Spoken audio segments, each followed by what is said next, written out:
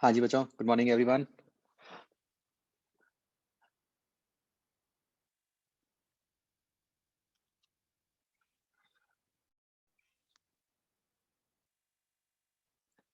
और बच्चों कैसे हो रहे हैं फिर टेस्ट्स?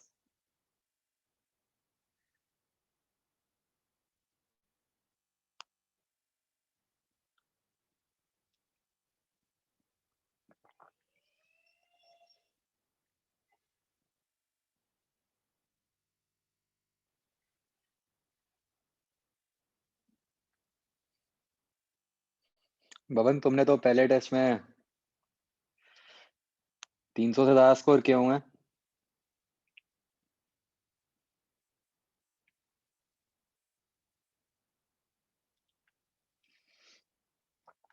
मैंने पहला टेस्ट देखा, मैं कहा यार ये क्या हो गया, इतने नंबर कैसे आए हैं बच्चों के। फिर मुझे बाद में समझ आई कहानी कि उसमें आंसर भी लिखे हुए थे। राइट।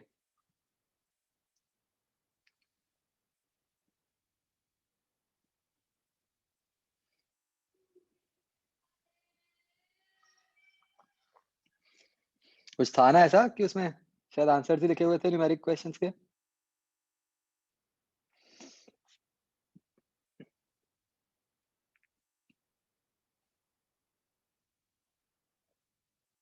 हम्म।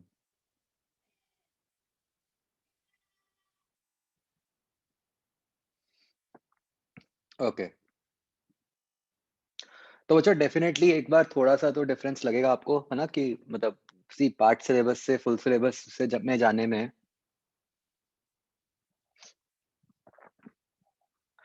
मतलब देयर इज अ मतलब गैप, ह्यूज गैप।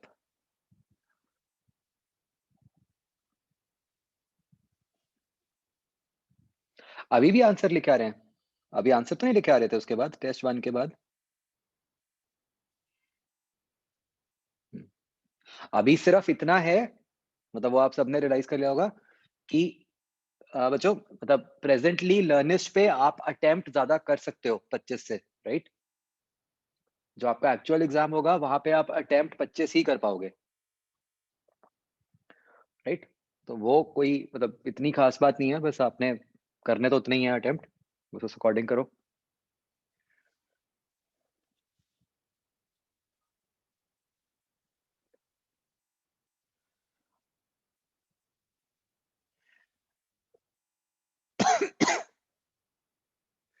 अच्छा मुझे एक बार बताओ बच्चों, क्या डिफरेंस लगा आपको? Yes, these are all previous year test. मतलब ये 2 साल के मिक्स्ड हैं। ठीक है, 1920 के।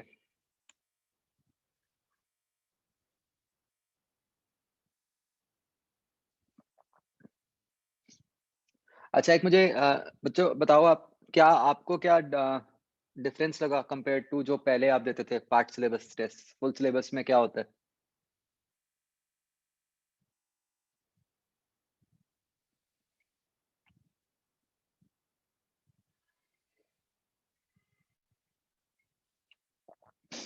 बच्चों मेरे अकॉर्डिंग जो एक बहुत बड़ा डिफरेंस शायद आपने फील किया होगा, वो ये होता है कि जब हमने 2 चैप्टर्स का टेस्ट दिया, ठीक है, तो उस टाइम पे तो हमने चलो वो 2 चैप्टर्स रिवाइज कर लिए, तो उसके फॉर्मूलाज जो होते हैं वो हमारे माइंड में फ्रेश होते हैं। तो हमें उस टाइम पे तो ऐसे ही लग रहा होता है कि हाँ हमें फॉर्मूलाज आते हैं। बट जब आप ये पूरे सब पूरा फुल सिलेबस देते हो, राइट, तो आप रियलाइज करोगे कि कई फॉर्मूलाज ऐसे होंगे जो आपको ऑब्वियसली उस टाइम पे आते ही होंगे पार्ट टेस्ट के टाइम पे, बट फुल सिलेबस के टाइम पे आपको याद ही नहीं आएंगे वो फॉर्मूलाज। राइट। और वो मतलब बेसिकली माइंड को भी ऐसे अब सॉर्ट ऑफ ट्यून करना है हमें कि मतलब तीनों सब्जेक्ट्स के सारे चैप्टर्स के सारे फॉर्मूलाज ऑन योर टिप्स होने चाहिए। राइट। तो मतलब ये एक चीज ऐसी है कि अगर मैं आपसे 10 दिन पहले कहता कि यार आप फॉर्मूलाज भूल जाओगे, तो आपको ऐसा लगेगा कि नहीं फॉर्मूलाज याद हैं। बट वो टेस्ट देने के बाद ही रियलाइज होता है कि नहीं यार कुछ फॉर्मूलाज ऐसे होते हैं जो हम भूल जाते हैं। क्या ऐसा था बच्चों?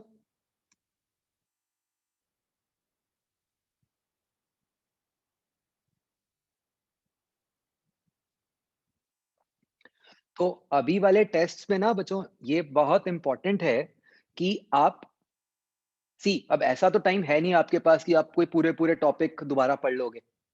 बट इन टेस्ट्स को देने से पहले मतलब अब जो भी आपके आगे टेस्ट हैं, please keep this in mind कि आप जो फ़ॉर्मूलाज़ हैं, वो पूरे के पूरे मतलब रिवाइज़ करो सारे चैप्टर्स के, ठीक है? कोई मतलब सीधा फ़ॉर्मूला बेस्ड क्वेश्चन गलत नहीं होना चाहिए हमारा। ओके बच्चों, इसमें बताओ कोई डाउट्स? टेस्ट 1।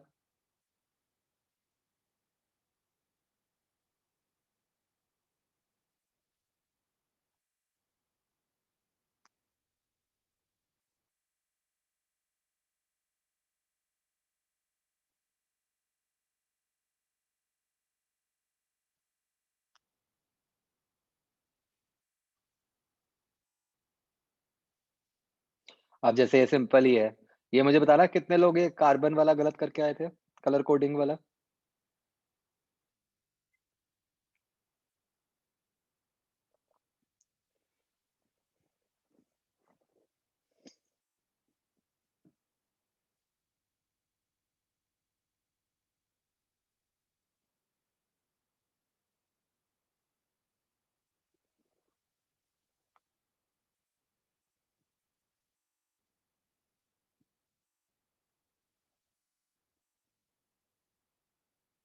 ओके। अ,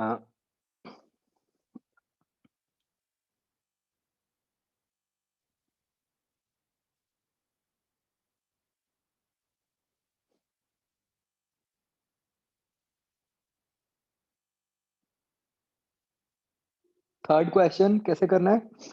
थर्ड क्वेश्चन में आपको ये एन्श्योर करना है कि ये जो अरेंजमेंट है, इस अरेंजमेंट का सेंटर ऑफ मास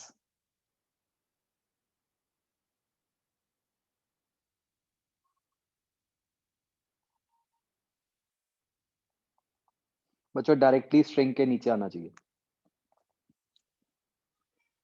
ठीक है? तभी ये सिस्टम इक्विलिब्रियम में रह पाएगा,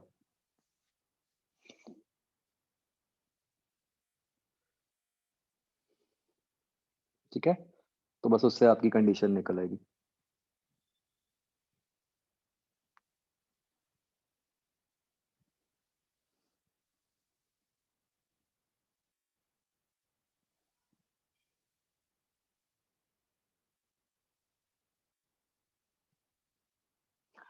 7th क्वेश्चन।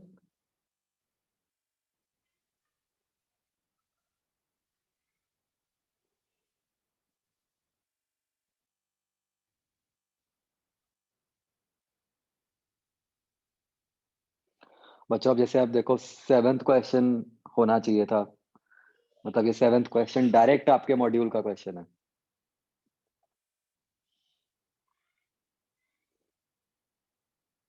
हाँ, मतलब ऐसे क्वेश्चन तो बिल्कुल नहीं मिस होने चाहिए।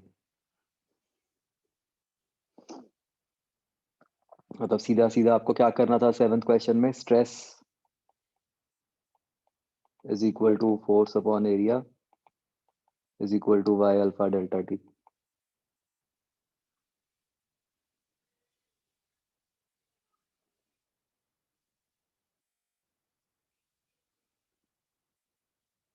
6th नहीं होना था, 6th छोड़ना था।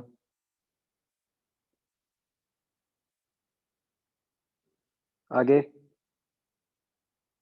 11th question.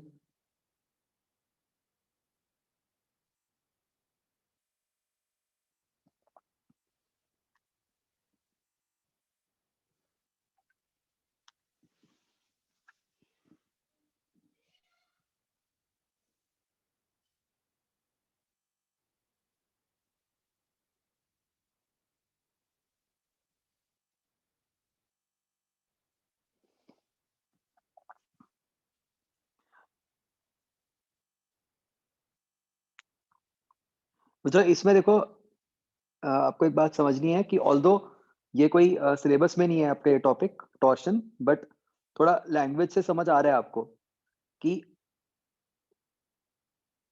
ये किस तरीके से घूमेगी चीज़। मतलब ये रॉड बच्चों आप समझ रहे हो ये जो m/2 हमने मासेस लगाए हैं, ये वर्टिकल प्लेन में नहीं, हॉरिजॉन्टल प्लेन में रोटेट करेगा। मतलब ये रॉड इनटू द प्लेन जाएगी।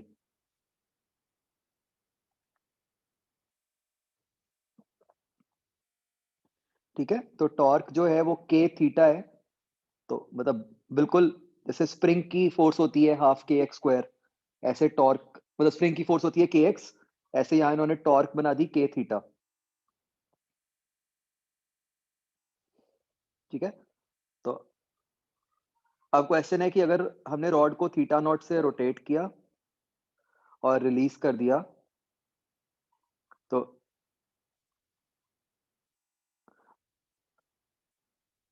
तो हमें पूछा है कि टेंशन कितनी होगी।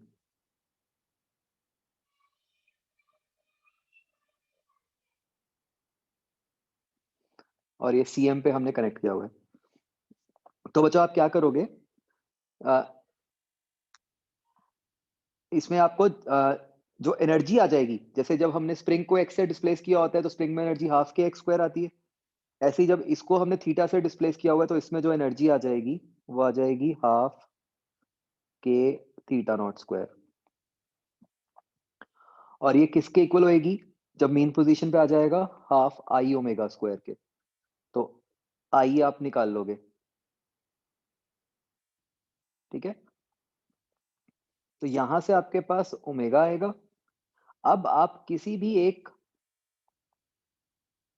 पार्टिकल का एफबीडी बना के, ठीक है, वो सीएम के अबाउट रोटेट कर रहा है, तो टेंशन जो होएगी वो हो जाएगी एम ओमेगा स्क्वायर, जो भी एक्स होएगा, तो उससे निकल आएगा।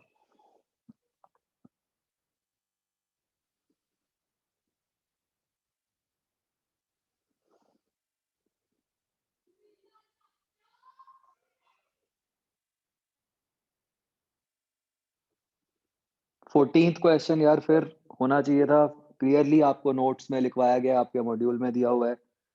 क्या होती है एरियल वेलोसिटी, L/2m।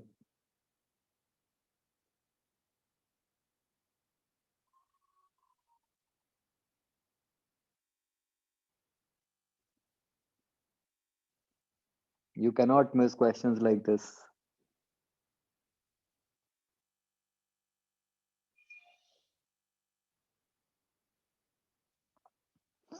10th का बच्चों आंसर ठीक आ रहा था।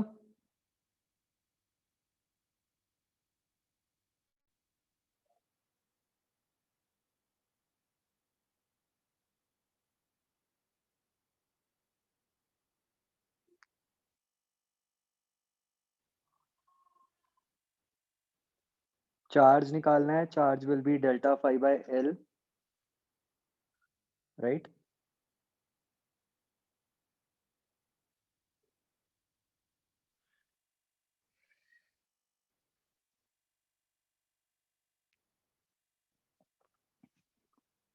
इसका कुछ अलग आता है।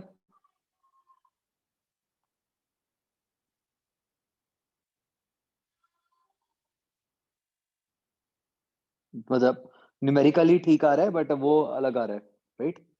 मतलब मिली कूलम नहीं आ रहा, कुछ और आ रहा है।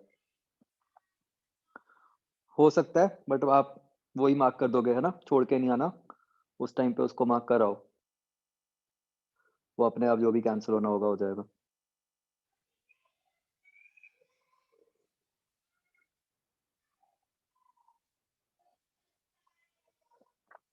12th क्वेश्चन देखो बच्चों, आपको क्वेश्चन भी ना उन्होंने पूरा सिचुएशन बना के दे दी, आपको थोड़ा हिंट मिल रहा है कि x लिया, वहां पे एक y लिया हमने और एक dx। तो बेसिकली क्या हो जाएगा, ये जो ऐसे छोटी छोटी स्ट्रिप्स हैं, ठीक है, अगर मैं एक स्ट्रिप लूं, ये जो एक ऐसे बन गई, इस स्ट्रिप की कैपेसिटेंस क्या हुई, k एप्सिलॉन नॉट,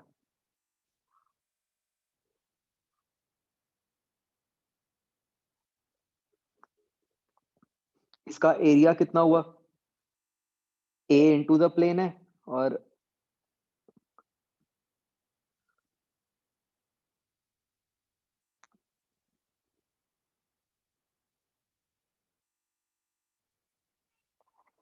एक मिनट बचो, हमें पूरे की लिखनी होगी, है ना?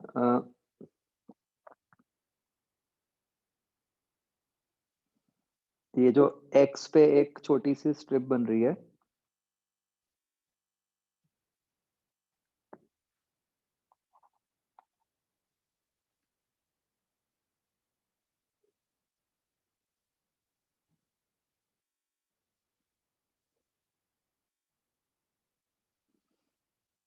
इसमें y पोर्शन है और एक d माइनस वाई पोर्शन है।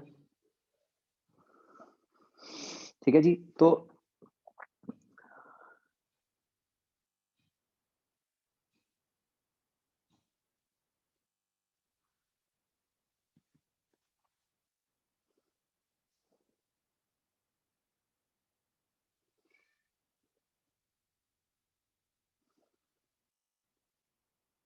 ठीक है, तो अब ये दो स्ट्रिप्स जो है आपकी, आप देख सकते हो कि ये पैरेलल में है, सॉरी सीरीज में है, और आपस में जो सारी स्ट्रिप्स होंगी वो पैरेलल में होंगी, right?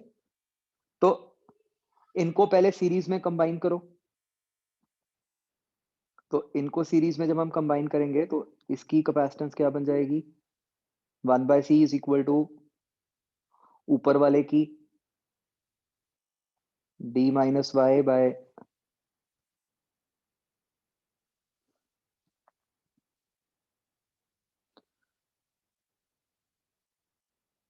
Epsilon not A plus y by k epsilon not A. ठीक है, अब यहाँ पे जो आपका एरिया है, एरिया क्या है? A D x. तो इससे आप c निकालोगे और अब आप c को इंटीग्रेट कर दोगे। ठीक है, उससे आपका आंसर निकलेगा। तो आप जब c निकालोगे तो आपका डिनोमिनेटर में y आएगा, right? This is the proper way of doing this. अब हम देखते हैं कि क्या कोई इस पे हम ट्रिक भी लगा सकते थे।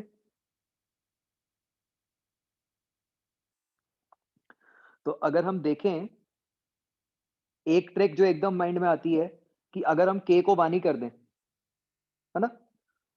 तो अगर k को 1 कर देंगे तो इसकी capacitance simple epsilon not a by d आनी चाहिए।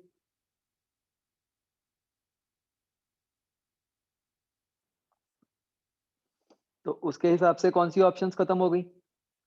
फर्स्ट खत्म हो गई, सेकंड खत्म हो गई, फोर्थ खत्म हो गई, थर्ड बचा, है ना? आप देखो, अच्छा ये होता है ना? देखो, इसको इंटीग्रेशन से करने में पक्का गलती कर देते हैं, कहीं ना कहीं बहुत लंबा हो जाता, और सीधा ट्रिक से करो कितनी जल्दी हो जाता है। तो please keep this in mind, है ना? आप एक क्वेश्चन भी ऐसा अगर आप एक्स्ट्रा ठीक कर लेते हो, आपने अपनी रैंक मतलब बच्चों मतलब 5-7 हजार से इंप्रूव कर लिया, आप सोचो, है ना?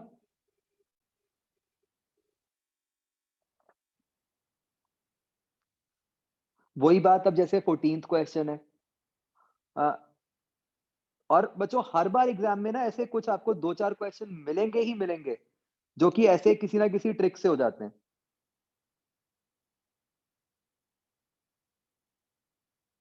अब 14th क्वेश्चन, अब आप कहने को कहो कि हाँ जी ड्राइव कर सकते हैं, ड्राइव तो ऑफ कोर्स कर सकते हैं बच्चों, टेस्ट टाइम में नहीं ड्राइव होती चीजें, प्रेशर में, राइट? तो इसलिए वो याद रखनी जरूरी होती हैं चीजें। आगे,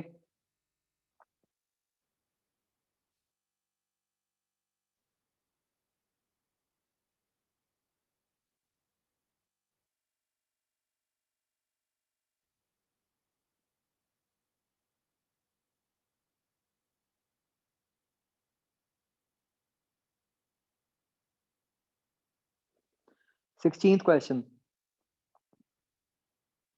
स्ट्रिंग का मास स्मॉल m है, वो दे दिया much less than capital M, when car is at rest speed of transfer waves in the string is 60, acceleration a, speed बड़ी है लेकिन आप देख सकते हो बहुत थोड़ी सी बड़ी है। तो देखो बच्चों, जो वेव स्पीड होती है वो होती क्या है?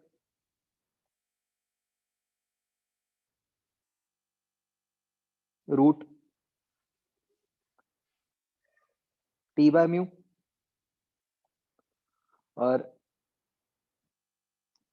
टी क्या होगा? mg।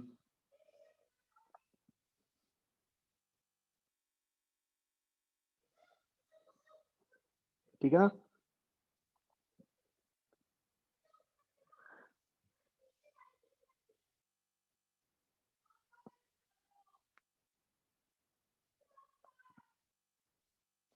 तो यहां से आपको क्या पता चला कि जो वेव स्पीड है, देखो बच्चों, और कुछ तो चेंज ही नहीं हो रहा। इस केस में आपको पता है कि इफेक्टिवली क्या चेंज होगा? जी चेंज होगा। तो जो वेव स्पीड है वो जी रेज़ टू पावर हाफ के प्रोपोर्शनल है। अब इसका मतलब डेल्टा वी बाय वी, और मैं ये कंसेप्ट क्यों लगा पा रहा हूँ, क्योंकि मुझे दिख रहा है कि जो वैल्यूज में चेंज है वो बहुत छोटा सा है, is equal to half of delta g by g. ठीक है जी। अब होगा क्या बच्चों? मतलब जो नई एक्सेलरेशन एक तरह से हो जाएगी, मुझे बताओ वो होएगी कितनी? जी डैश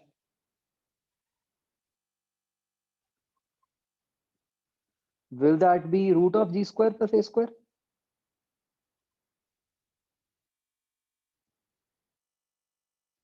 है ना? क्योंकि आपने उसको परपेंडिकुलरली एक्सेलरेट करना शुरू कर दिया। तो आप यहां से क्या डेल्टा जी बता सकते हो मुझे कितना है? यहाँ पे आप अगर बाइनोमियल लगाओगे,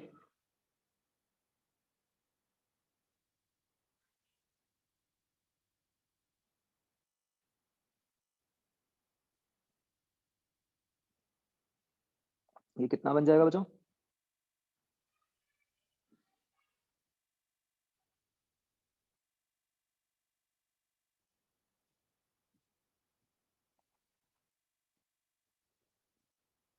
यहाँ से आप सीधा वो वैल्यू निकाल सकते हो ना बच्चों। मतलब ये डेल्टा जी बाय जी कितना बन गया?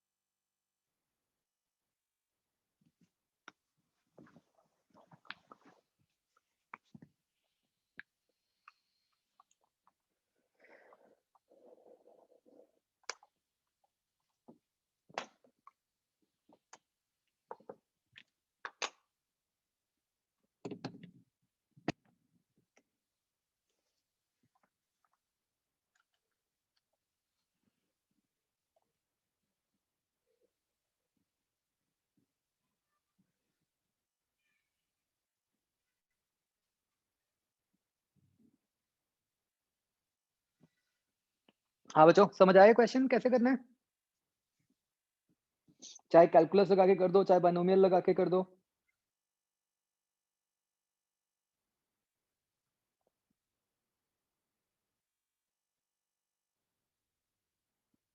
आगे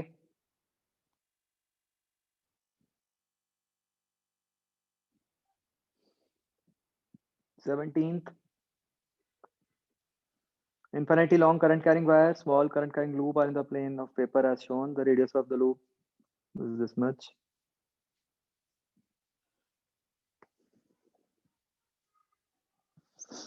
If the loop applies a force F on the wire, then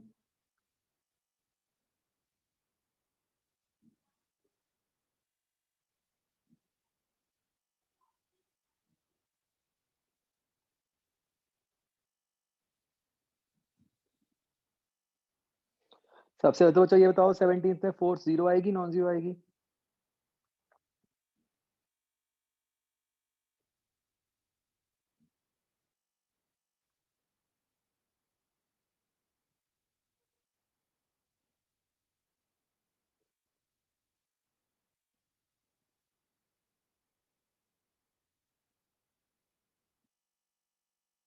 बताओ बच्चों।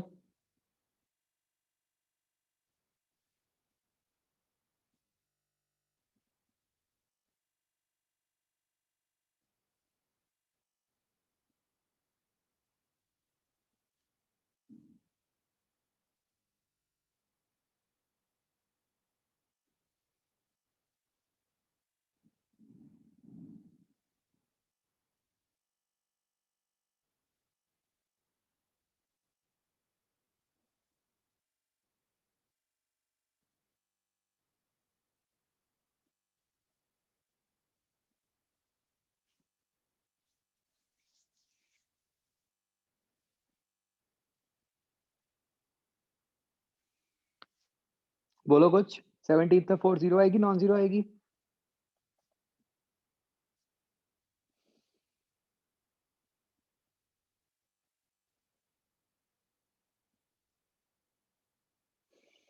नॉन जीरो, क्योंकि जो फील्ड है वो चेंज कर रही है, राइट? अगर तो आपने इस लूप को यूनिफॉर्म फील्ड में रखा होता, फिर तो 4 जीरो आती, ठीक है ना? बट यहाँ पे आपने उसको नॉन यूनिफॉर्म फील्ड में रखा है, जो वायर के कारण फील्ड आएगी वो तो नॉन यूनिफॉर्म आएगी। तो किसी का हुआ ये question?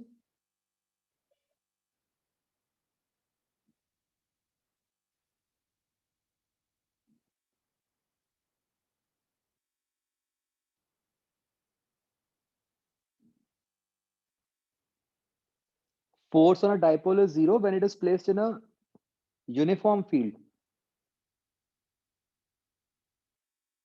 In this case, field is not uniform.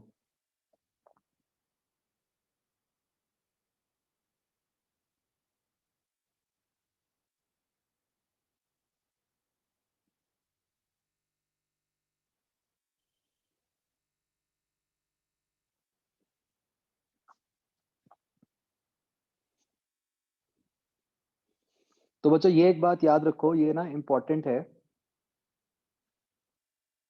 देखो, ये हर डाइपोल के लिए वैलिड है कि अगर तो यूनिफॉर्म फील्ड है तब जो फोर्स है तब तो जीरो होती है। अगर नॉन यूनिफॉर्म फील्ड है, ठीक है, तो जो फोर्स होती है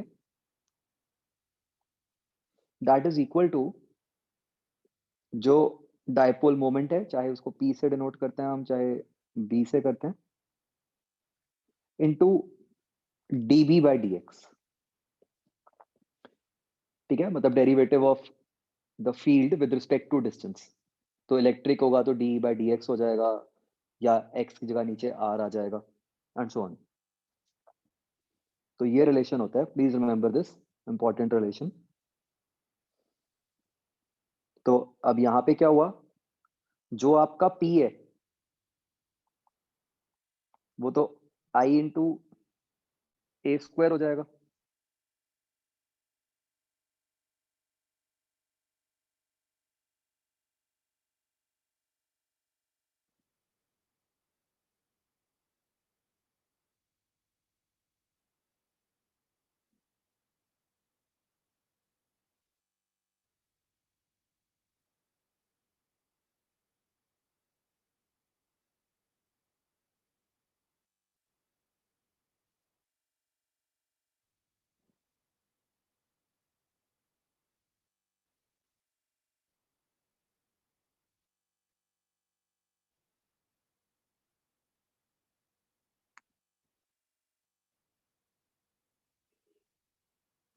ठीक है ना?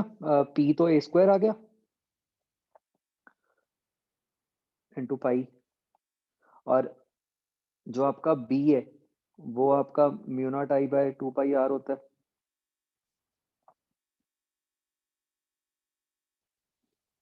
तो जब आप dB बाई डी आर करोगे तो क्या हो जाएगा, वो 1/r² के प्रोपोर्शनल आ गया, राइट? तो जो आपका एक्सप्रेशन है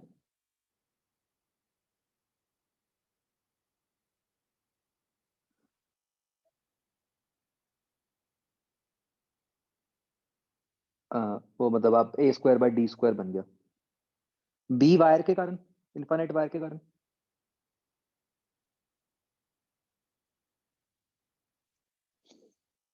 ठीक है बच्चों, इसको प्लीज याद रखो, इंपॉर्टेंट है। आगे बच्चों,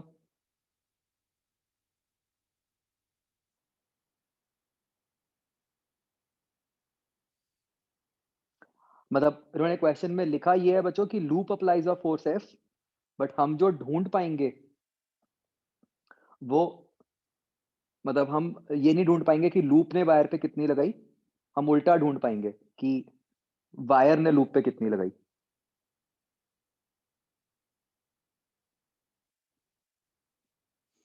अच्छा मुझे ये बताओ, क्या आप ये बता सकते हो कि लूप किस तरफ को मूव करेगा?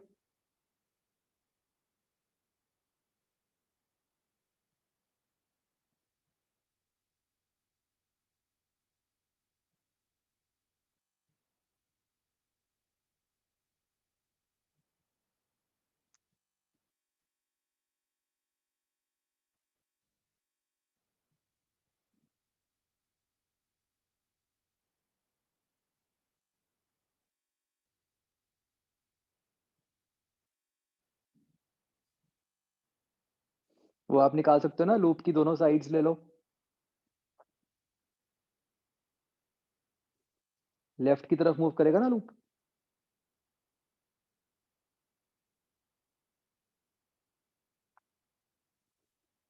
ये ऐसे है। अब जो ये वाला पार्ट है, ये सेम डायरेक्शन वाला हो गया, जो ये वाला पार्ट है वो अपोजिट वाला हो गया। सेम डायरेक्शन वाली फोर्स स्ट्रॉन्गर हो गई कंपेयर टू अपोजिट डायरेक्शन वाली, तो अट्रैक्टिव फोर्स स्ट्रॉन्ग होगी, इजंट इट?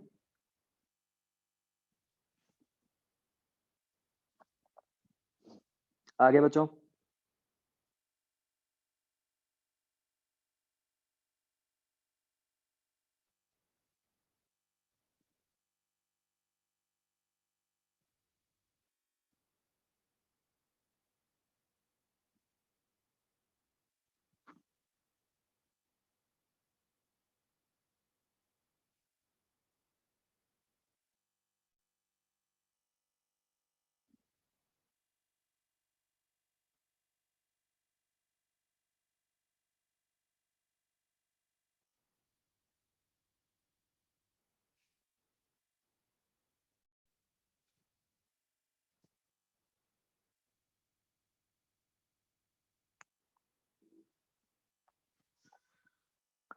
18th क्वेश्चन, इसमें जो एक्स डायरेक्शन में वेलोसिटी है, मतलब dx by dt is equal to y, dy by dt is x। कैसे निकालते हैं बच्चों जनरल इक्वेशन? t एलिमिनेट करके, तो डिवाइड करो, you get dy by dx is equal to x by y, rearrange terms, integrate. आगे।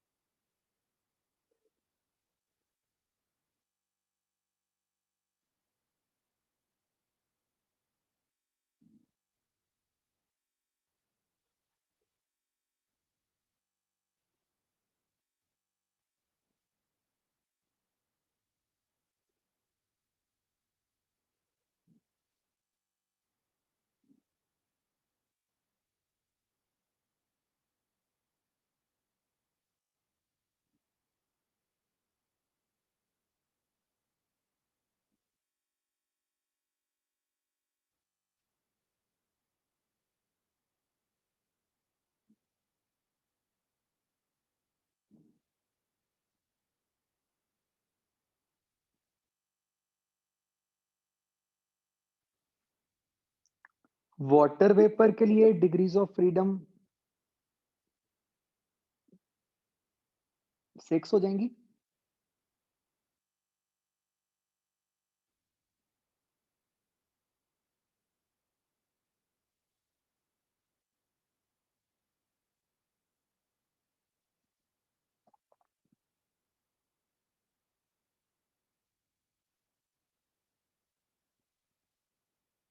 21st question, सी यहाँ पे कैपेसिटर के अक्रॉस पूछा हुआ है, जब फुली चार्ज, तो बच्चों स्टेडी स्टेट में क्या हो जाएगा, करंट किस तरह फ्लो करेगा? कैपेसिटर वाली ब्रांच में कोई करंट नहीं फ्लो करेगा, राइट? जो करंट है वो,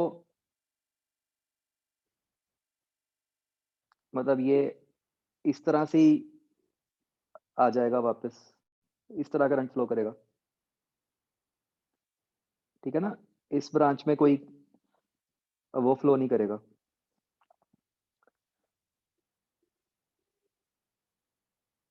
मतलब ये होगी करंट की, तो यहां से आप करंट की वैल्यू निकाल लोगे। फिर आप ये जो राइट वाला लूप है इसमें किरचॉफ लगा दोगे, उससे कैपेसिटर के ऊपर चार्ज निकल आएगा या पोटेंशियल डिफरेंस। बेसिकली आप ये देख सकते हो कि कैपेसिटर के अक्रॉस वही पोटेंशियल डिफरेंस होगा जो R2 और R4 को मिला के होगा, क्योंकि R5 के क्रॉस तो 0 ही है पोटेंशियल डिफरेंस।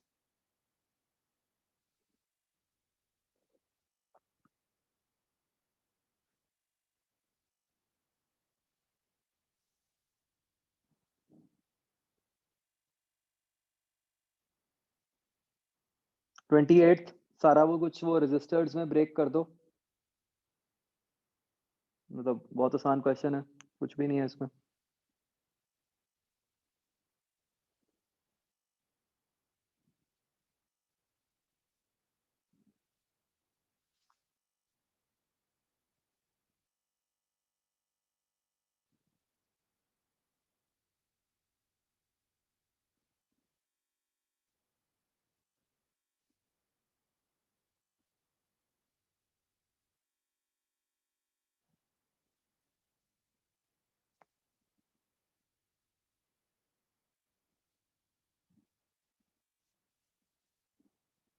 हाँ बच्चों, टेस्ट 2।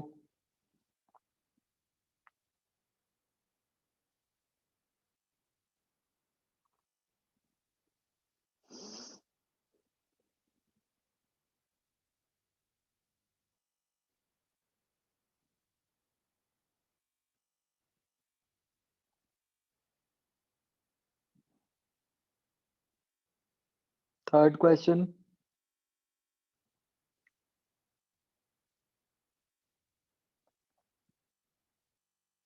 तो इसमें क्या करना है आपको? बड़ी डिस्क का मोमेंट ऑफ इनर्शिया माइनस छोटी डिस्क का moment of inertia about point O. तो बड़ी डिस्क का moment of inertia is mr²/2। छोटी डिस्क का मोमेंट ऑफ इनर्शिया क्या हुआ? उसका मास कितना हुआ? अगर बड़ी डिस्क का मास m है तो छोटी डिस्क का मास m/16 हो गया। m/16, उसका रेडियस r/4 है, तो r²/16/2 प्लस 9r²/16। इसको सॉल्व करके निकल आएगा।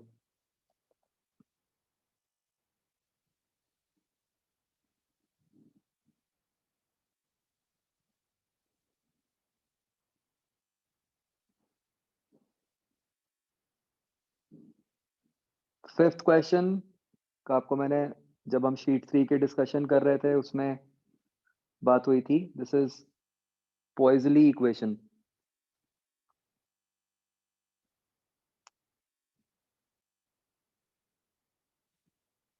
तो पॉइजली इक्वेशन का क्या रिजल्ट था?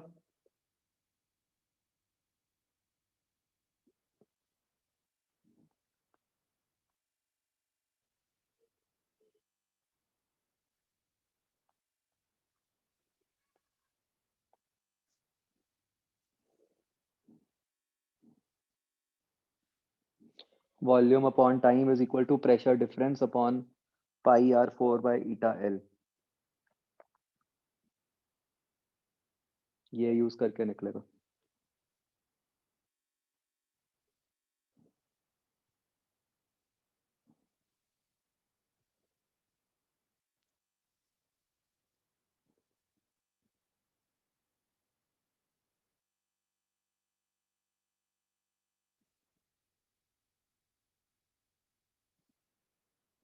आगे,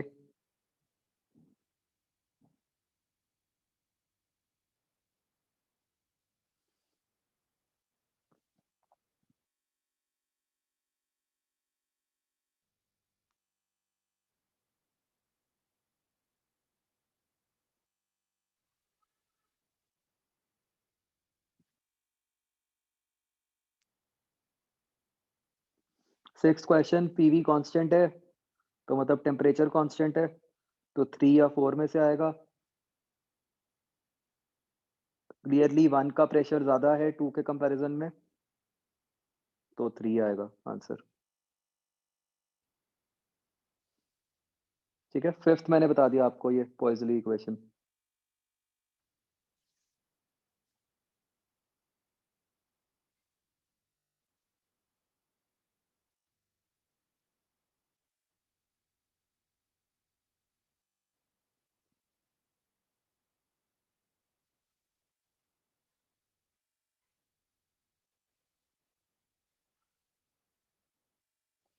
नाइन्थ क्वेश्चन, तीनों कैपेसिटर्स पैरेलल में है।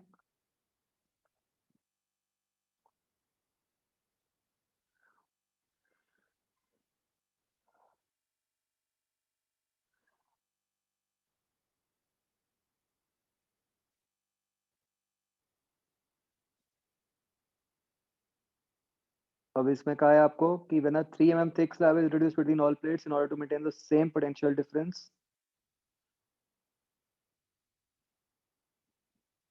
the distance between the plates is increased by 2.4 mm. Find the dielectric constant.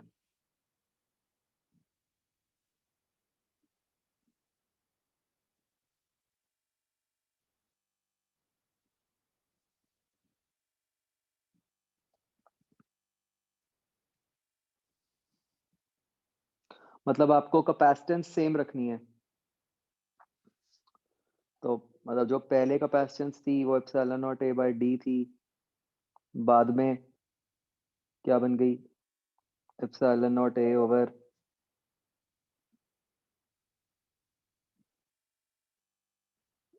D plus 2.4।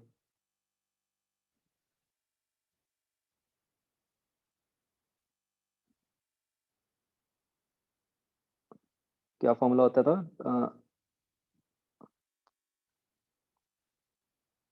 Plus 3/k है ना, ये बन जाएगा ना,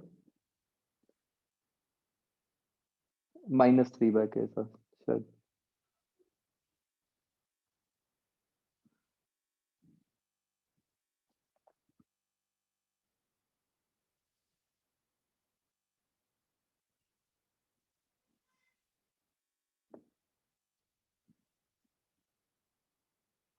नहीं, ये होता है ना फॉर्मूला, d+2.4 -3 प्लस 3/k है ना।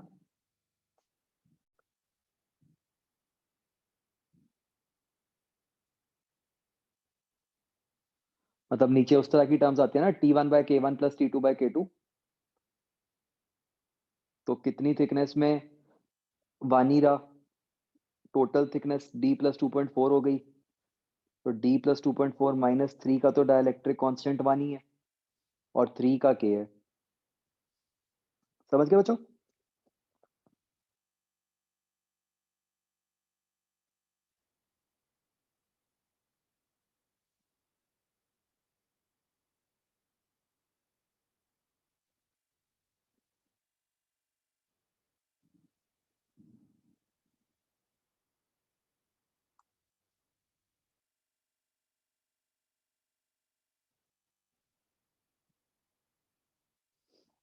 फिफ्टींथ क्वेश्चन,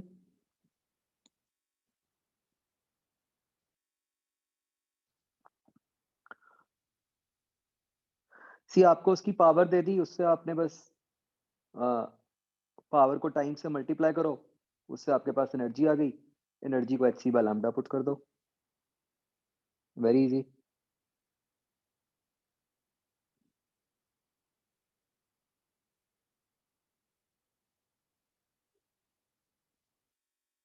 आगे,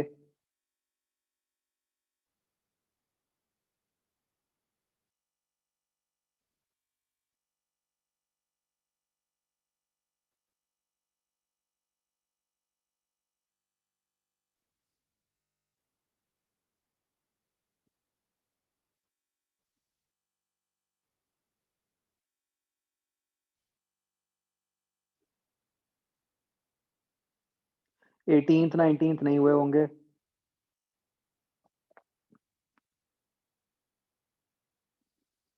ये छोड़ना ही है।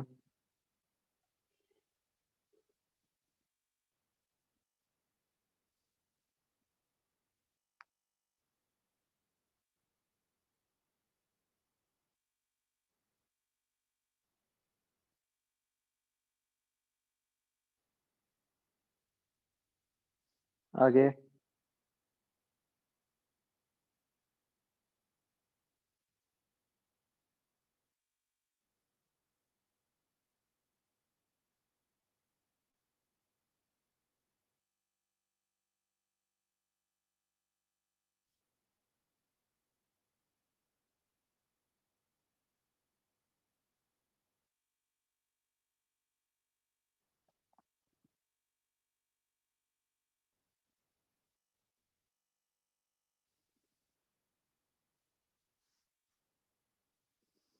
26 क्वेश्चन। पहले आपने 5 माइक्रोफैरड कैपेसिटर को 220 से पूरा चार्ज कर दिया, मतलब 1100 माइक्रोकूलम चार्ज दे दिया।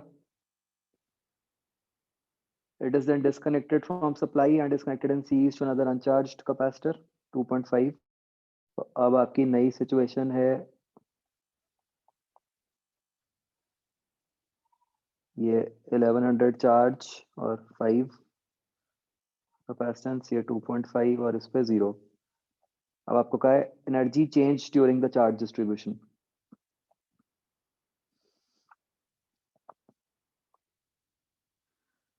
ठीक है, तो आपको मतलब बेसिकली क्या बताना है कि कितनी एनर्जी लूज हो गई।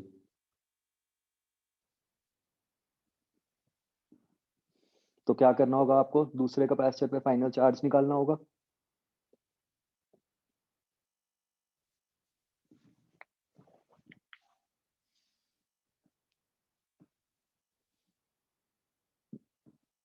राइट, उसका क्या रिजल्ट होता था, Q1/5 is equal to Q2/2.5 is equal to 1100/7.5। इससे आपके पास चार्जेस आ गए दोनों कैपेसिटर्स पे, उसका डिफरेंस निकालो एनर्जी का, उससे आंसर आएगा। याद है वो जो मैंने स्पेशली बताया था कि ये क्वेश्चंस बहुत इंपॉर्टेंट होते हैं, इस वाले, ये वाले कैपेसिटर के चार्ज डिस्ट्रीब्यूशन वाले।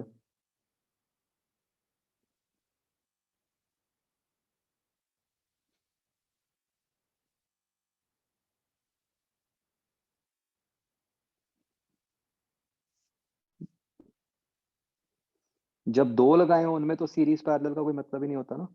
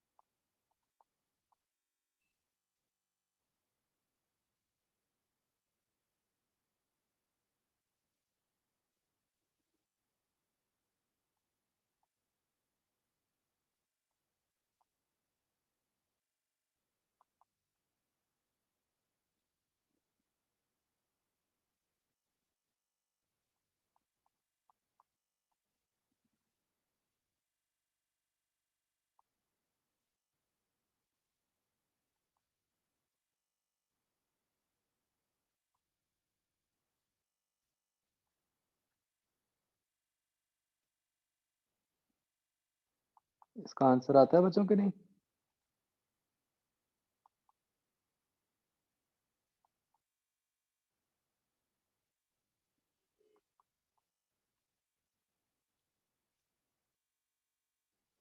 यही बनेगा एक्सप्रेशन, देखो।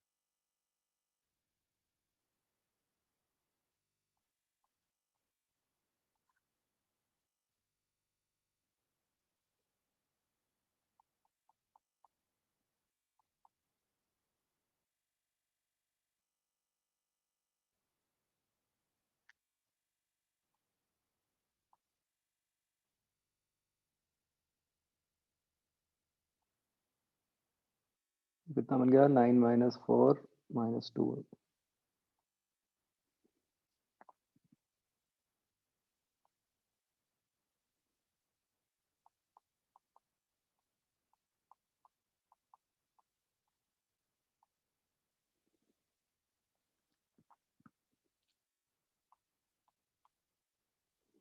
तो ये बच्चों इसमें आएगा आंसर आपका।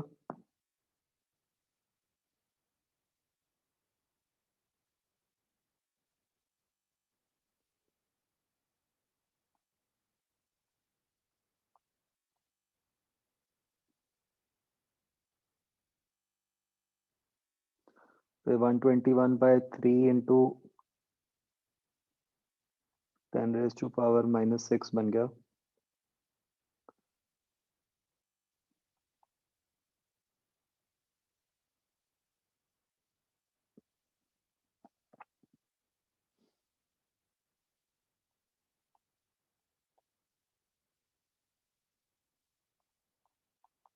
फोर आएगा बच्चों आंसर।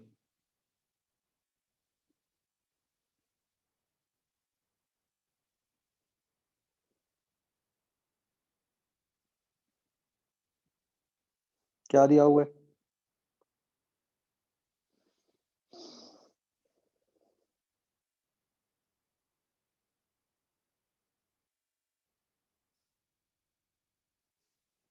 नहीं, इसका 4 आएगा। बाकियों का भी आ रहा था 4 कि नहीं?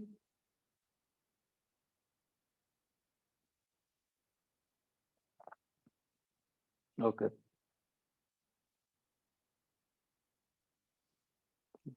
आगे।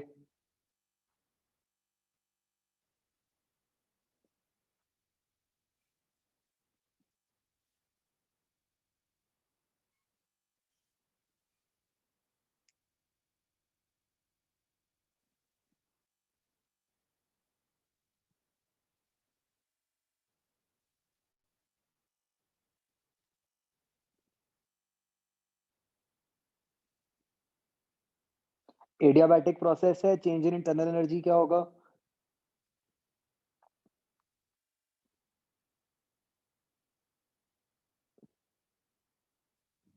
NCV delta T. तो अब आप फाइनल टेम्परेचर आपको निकालना होगा यूजिंग वो जो PV raise to power gamma constant करके, उससे आप निकालोगे कि फाइनल टेम्परेचर क्या आएगा।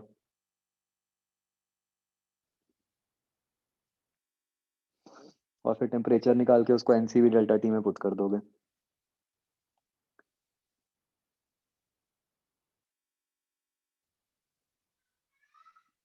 आगे।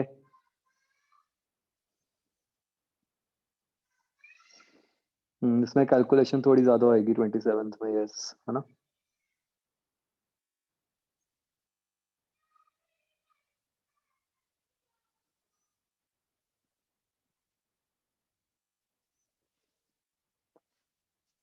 ये कुछ ऐसा बन जाएगा ना, देखें सॉल्व करके।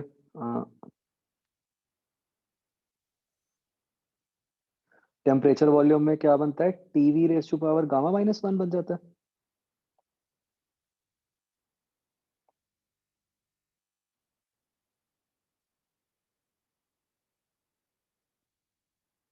हम्म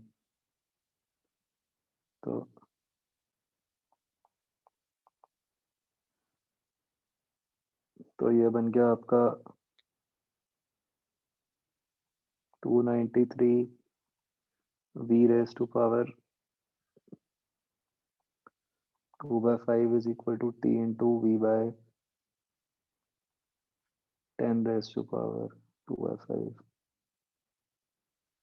करेक्ट। तो फाइनल टेम्परेचर बन गया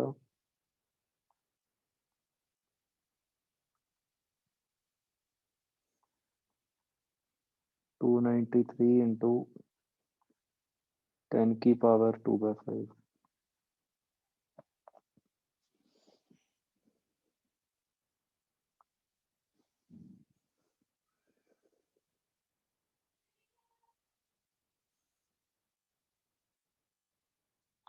ये बच्चों दिया होगा, मतलब सीधा तो आप कैसे निकालोगे 10⁵ है ना कुछ पक्का मेंशन्ड होगा।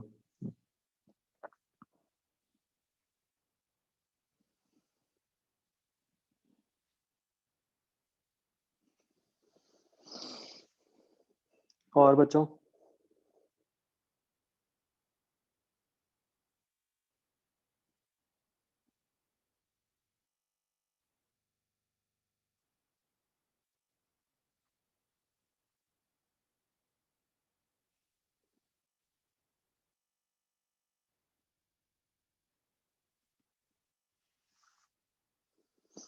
ओरिजिनल में भी अगर नहीं गिवन तो फिर तो मतलब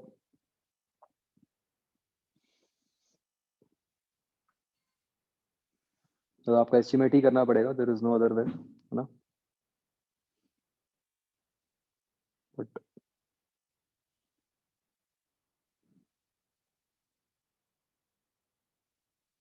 काफी मुश्किल है, मतलब मुझे ये नहीं पता कि बाद में कैंसिल हुआ है या क्या हुआ है, पर कुछ ना कुछ तो हुआ होगा।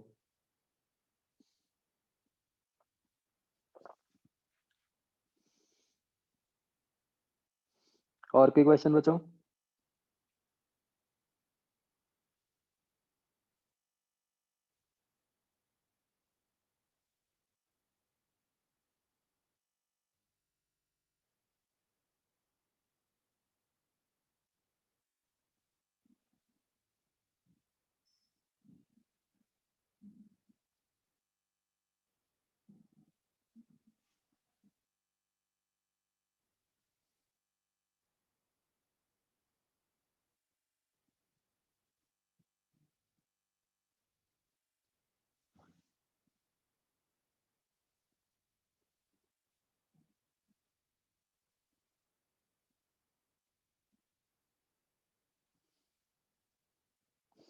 सेकंड तो होना चाहिए यार, सेकंड में क्या दिक्कत है?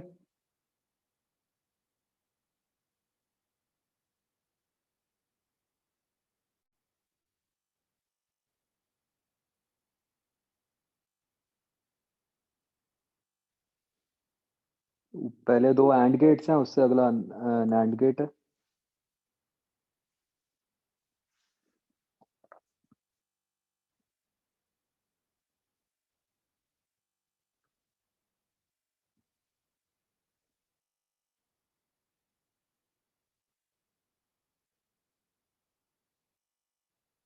दबन क्लास लगाई थी लॉजिक गेट वाली?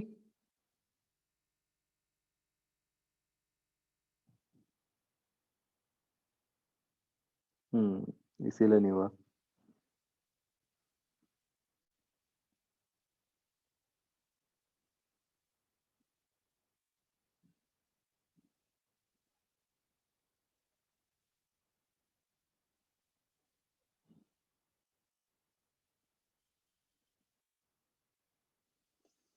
6th क्वेश्चन,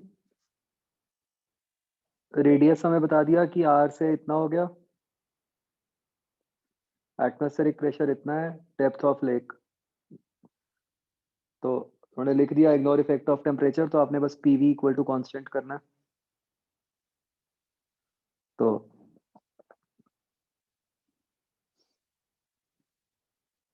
बस उससे हो जाएगा, प्रेशर नीचे P not plus row ji H हो जाएगा, पी नॉट को रो जी 10 डालोगे।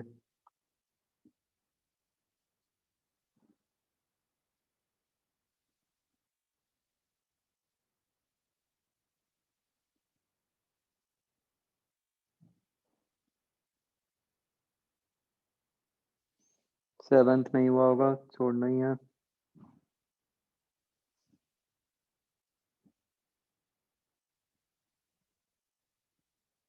हम्म 8th क्वेश्चन लैंग्वेज से लग रहा है कि पता नहीं क्या पूछा है, बट बेसिकली क्या है, this is simple superposition of S H AIIMS. ठीक है, तो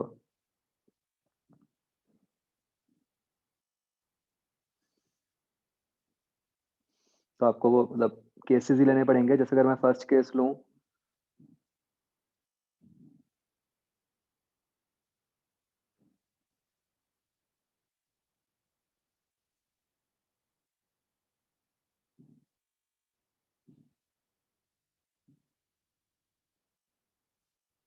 ये सारे ही चेक करने पड़ेंगे हमें, है ना। जैसे अगर हम फर्स्ट केस लें, a equal to b, delta equal to पाई/2, तो आपकी इक्वेशन क्या बन गई, x is equal to a sine के कॉस में ही बन गई, और y equal to a cos at बन गया। तो ये y इक्वल टू x बन गया ना, तो ये फर्स्ट ही ठीक है। ऐसे आप सारे चेक कर सकते हो एलिमिनेट करके, अगर कुछ और भी हो ना। आगे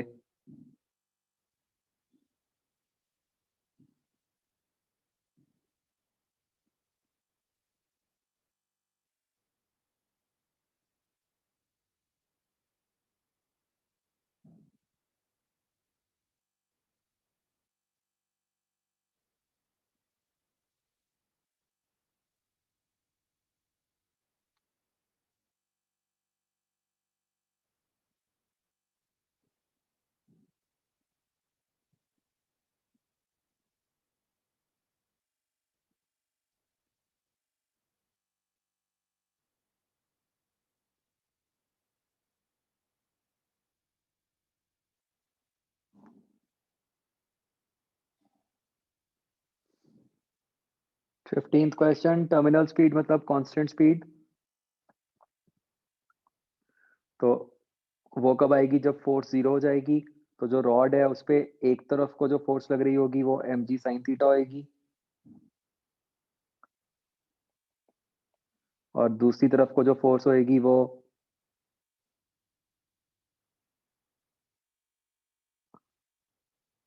उससे निकलेगी ना, IBL से। और ये बन गई ना वो v² L²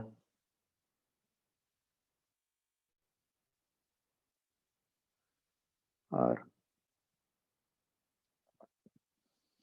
तो इससे v निकला है आपको।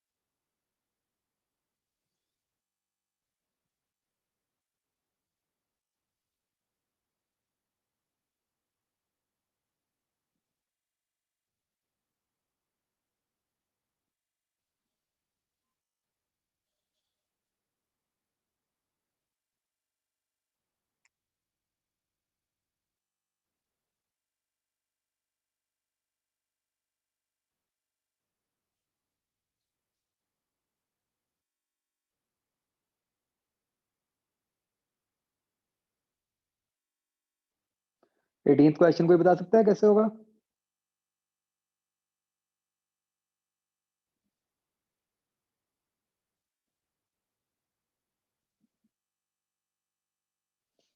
लाइट का कंसेप्ट यूज करके। बेसिकली लाइट भी बिल्कुल वैसे ही ट्रैवल करती है कि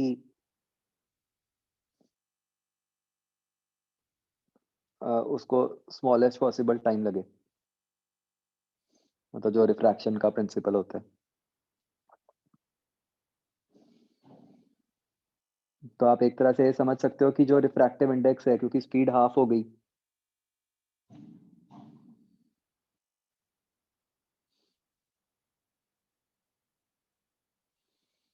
ठीक है ना, तो मतलब एक तरह से रिफ्रैक्टिव इंडेक्स डबल हो रहा है फील्ड के अंदर।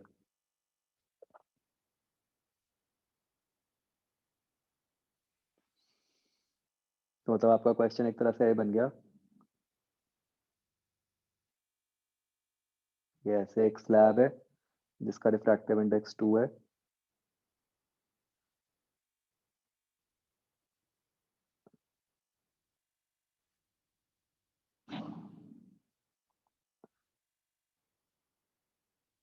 एंगल ऑफ इंसिडेंस 90 बन गया।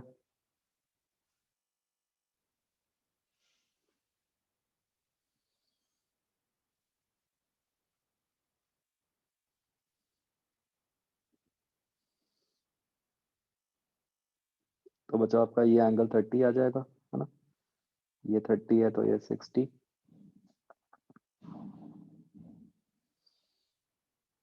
तो इससे आपका ये निकाल लो डिस्टेंस, ये d/√3 बन गया। तो बच्चों आपने देखा होगा कि इस टेस्ट में जो थोड़े क्वेश्चंस हैं थोड़े से मुश्किल हैं, है ना? तो ऑब्वियसली इस टेस्ट में बच्चों सबके ही कम आए होंगे, है ना? कट ऑफ कम गई होगी। यहाँ पे जो टाइप ऑफ क्वेश्चंस हैं वो भी डिफरेंट हैं। यहाँ पे मतलब थोड़ी लैंग्वेज टफ सी है, तो need not worry at all. जब कुछ ऐसा होता है तो वो सबके लिए होता है।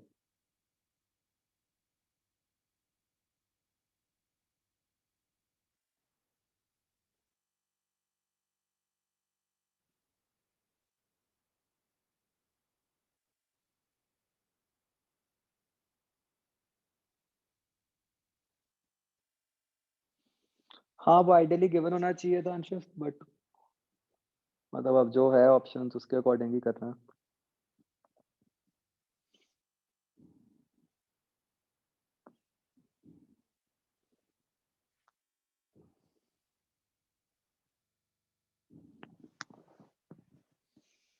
बच्चों ये ना रैंक्स वर्सेस ये मार्क्स वर्सेस रैंक्स वाला एनालिसिस ना थोड़ा कॉम्प्लेक्स है, क्योंकि वो हर टेस्ट के मार्क्स अलग हैं,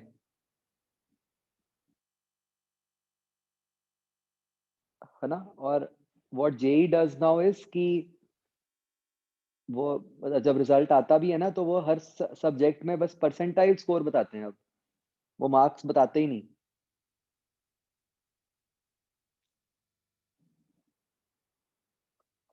तो वो मतलब हर test to test different estimate है, सब कुछ है, तो वो बहुत मुश्किल है।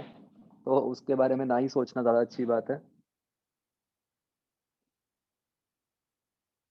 और बस ये सोच के चलो कि बस जो है अच्छे से करना है।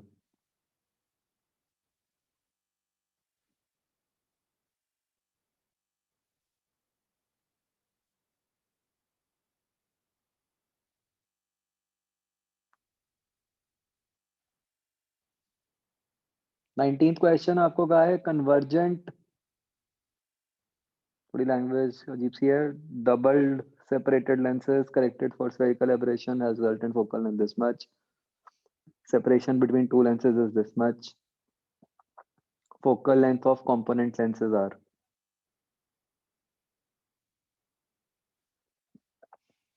तो जो थोड़ा सा समझ आ रहा है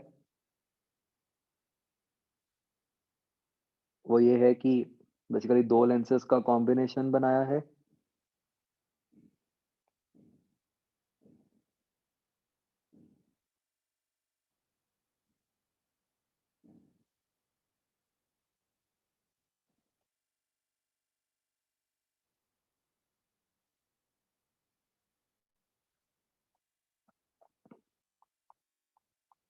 उनके बीच में सेपरेशन 2 है, हमें f1 f2 बताने हैं। तो तो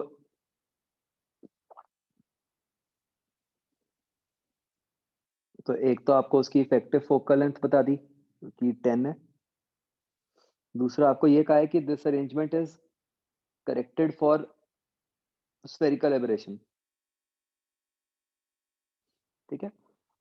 उसकी क्या कंडीशन बनेगी बच्चों?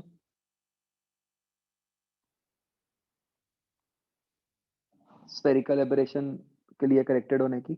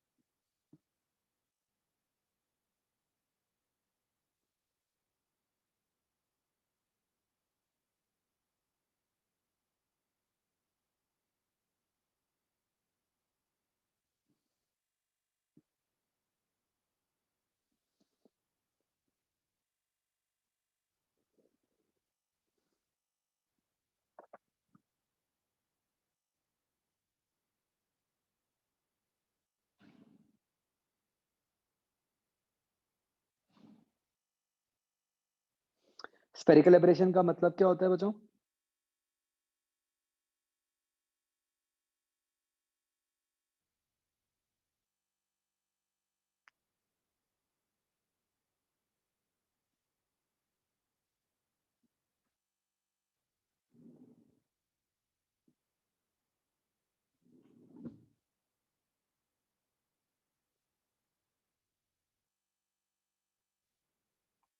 बताओ भाई।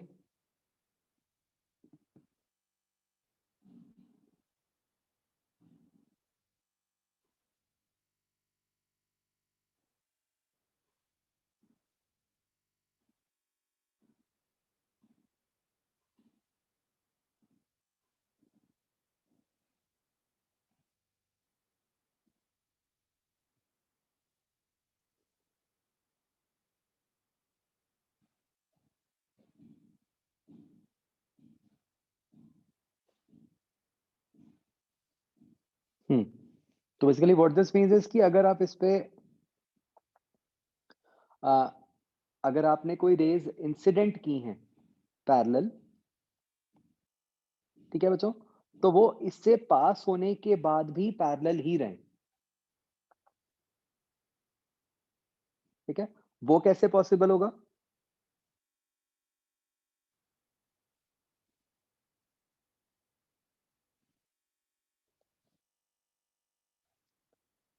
अगर दोनों के फोकस कोइंसाइड कर रहे होंगे, है ना, तो कुछ ऐसा हो जाएगा ना।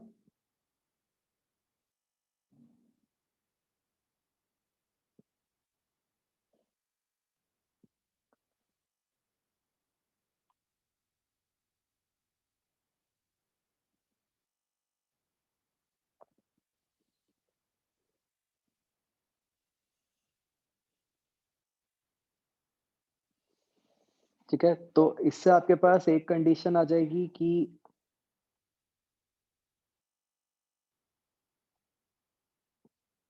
जो F1 माइनस F2 है वो 2 हो गया, और दूसरी आएगी कि ये जो जब लेंसेज के बीच में कुछ डिस्टेंस होता है,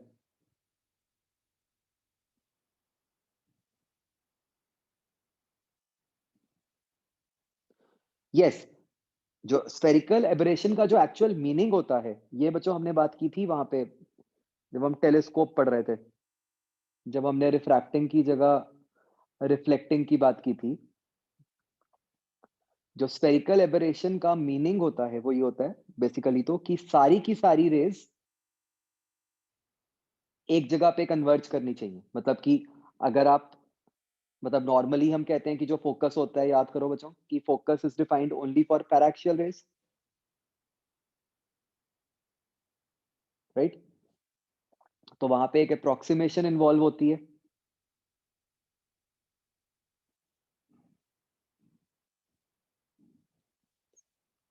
जो एफ इक्वल टू, मतलब जो हम जितने फॉर्मूलाज जो ये डिराइव करते हैं उन सब में अप्रोक्सीमेशन होती है ना पैराक्सियल रेज की।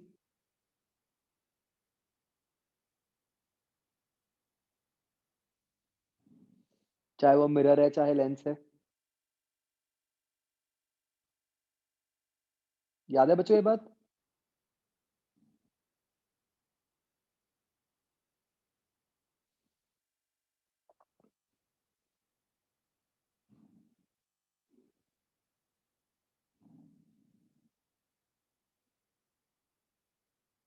तो व्हेन वी से कि मतलब स्फेरिकल एबरेशन नहीं है, ठीक है, दैट वुड मीन कि जो सारी की सारी रेज हैं वो सेम बिहेवियर ही शो करेंगी।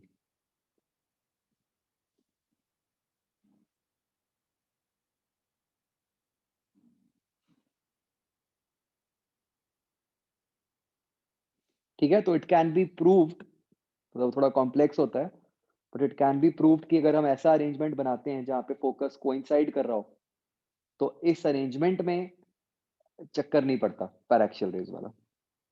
इसलिए मतलब मैंने यहाँ पे ये फिगर बनाया।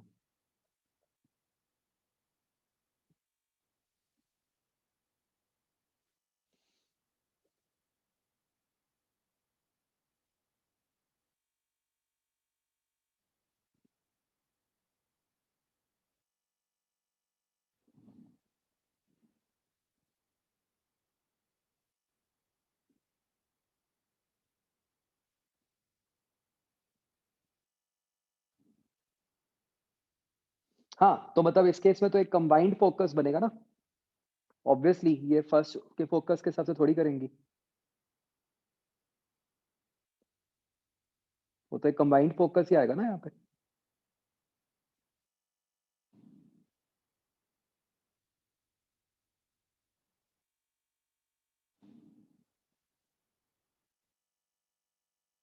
नहीं, व्हाट हैपेंस इज इस केस में ये जो अरेंजमेंट बन जाता है ना, इन अ वे इफ यू सी कुछ ऐसा हो रहा है ना कि ये जो दोनों लेंसेज हैं वो एक दूसरे के इफेक्ट को कैंसल आउट कर रहे हैं। कि पहला लेंस रेस को कन्वर्ज कराने लगा था, दूसरे ने उनको फिर पैरेलल कर दिया।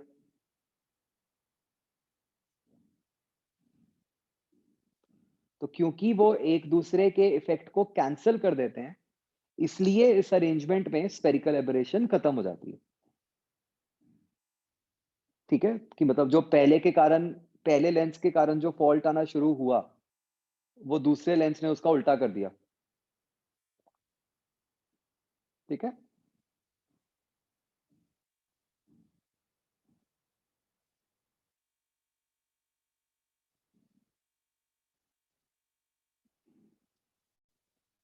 और जो दूसरा रिजल्ट लगेगा बच्चों इसमें वो ये लगेगा कि 1/f is equal to 1/f1 plus 1/f2 minus d/f1f2।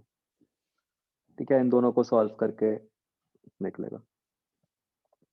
Again बच्चों, मतलब ये टेस्ट में होने वाला क्वेश्चन नहीं था। जैसा मैं आपको हमेशा कहता आया हूँ, है ना, एक आधा क्वेश्चन तो ऐसा होता ही होता है जो नहीं कर सकते आप। आगे।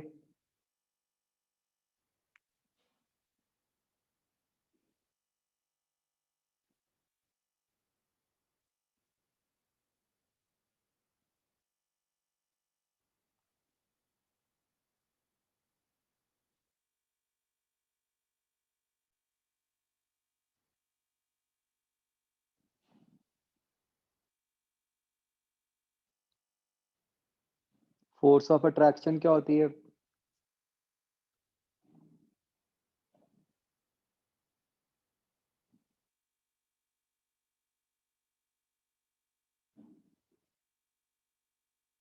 σ/2 एप्सिलॉन नॉट। मतलब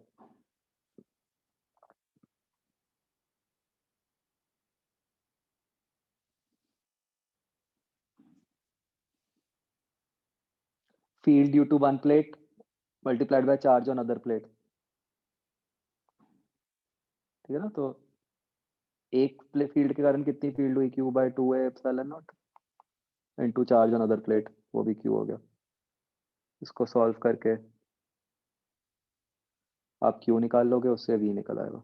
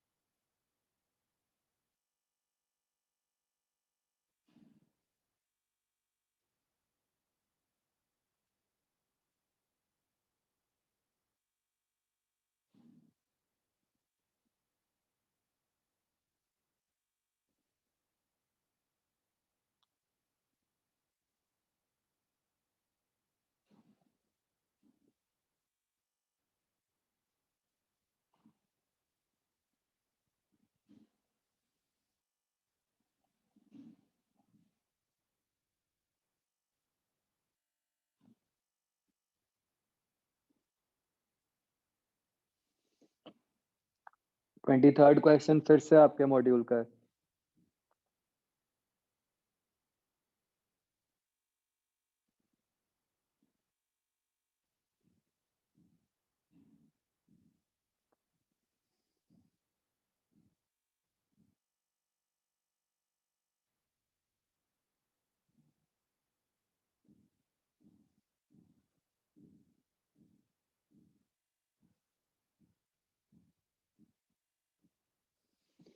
तो मतलब एक उसमें क्या हो जाएगा, एक केस में फ्रीक्वेंसी f-5 हो जाएगी, एक केस में फ्रीक्वेंसी f+5 हो जाएगी।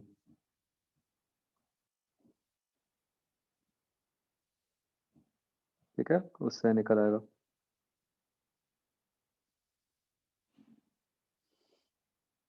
फ्रीक्वेंसी क्या होती है? V/12 होती है ना।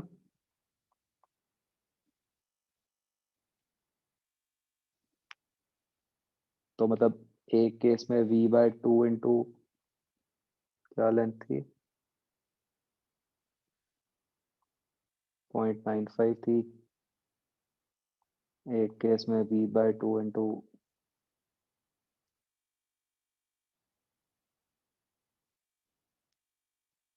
1 थी।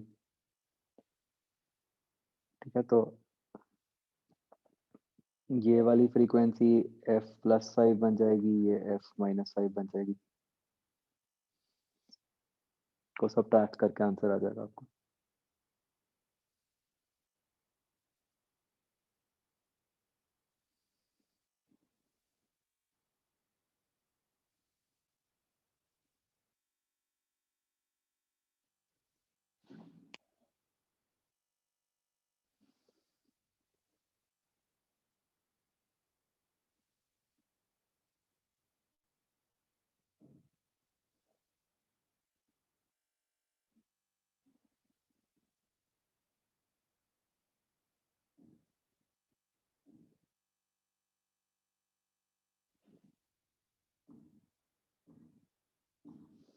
नहीं, 29th में तो एनर्जी कंजर्वेशन ही करनी पड़ेगी, नो अदर वे। तो energy conservation is the fairly simple,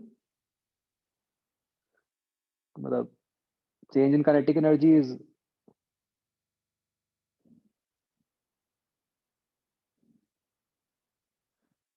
हाँ, सोनोमीटर वायर जो होती है वो फंडामेंटल फ्रीक्वेंसी में वाइब्रेट करती है। तो 29th में change in kinetic energy is work done by friction force.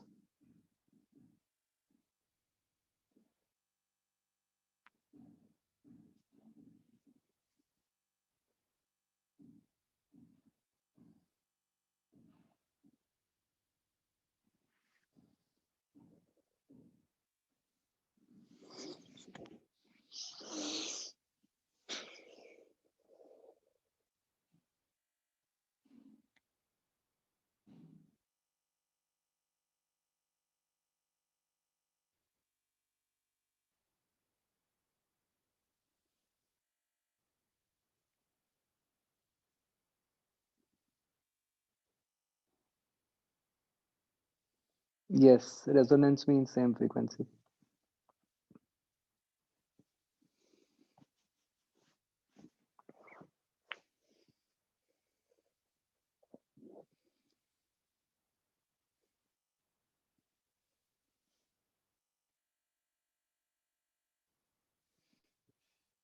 चलो ठीक है बच्चों।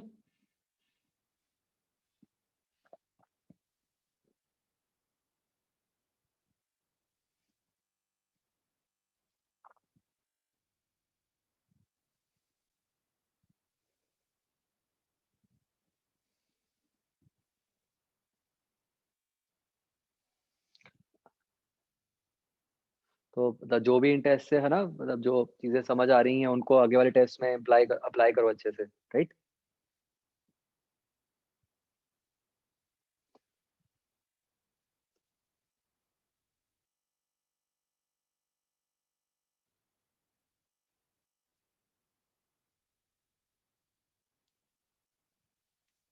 चलो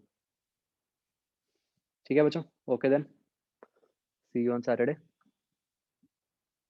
बाय।